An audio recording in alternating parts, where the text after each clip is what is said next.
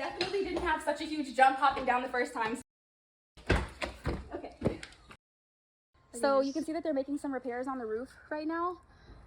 This house was kind of made in like little modules. I believe the owner actually added on pieces as the years went by. When they added on the master bedroom area, that's the roof that they're repairing, there was a little slope there. So they're having to go back and fix that. Another thing, an experience that I had with the original contractors was they said that they were going to put a deck here, that they were going to build out a deck.